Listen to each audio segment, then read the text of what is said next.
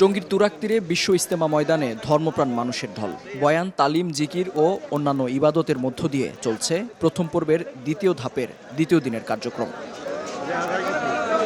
সৃষ্টিকর্তার সন্তুষ্টি লাভের আশায় ইবাদত বন্দেগীতে মশগুল মুসল্লিরা। নিয়ম অনুযায়ী মঙ্গলবার ফজরের নামাজের পর থেকেই শুরু হয় ঈমান আমলের বয়ান। পাকিস্তান ও ভারত থেকে আসা বক্তারা নিজ নিজ ভাষায় বয়ান করেন, পরে বাংলা ভাষায় তা অনুবাদ করা হয়। লাখো মানুষের সাথে এই আয়োজনে অংশ নিতে পেরে শুকরিয়া আদায় করেন মুসল্লিরা। আমরা তো এখানে আসিয়া আমরা দিন সম্বন্ধে জানতে পারতাছি, আল্লাহ তাআলার হুকুম পদ্ধতি জানতে পারতাছি, রাসূল সাল্লাল্লাহু আলাইহি ওয়াসাল্লামের তরিকা অনুযায়ী আমরা আমল করতে পারতাছি। ব্যক্তিগত জীবনে যদি একটা মানুষ শান্তি পেতে চায় তাহলে অবশ্যই তাকে দিন মানতে হবে। খিত্তায় অবস্থান নিয়ে জোটবদ্ধভাবে তালিম নেন মুসল্লিরা। ইজতেমার অর্জিত শিক্ষার মধ্য দিয়ে ব্যক্তি জীবন ও সমাজে ইতিবাচক পরিবর্তন আনার প্রত্যাশা তাদের।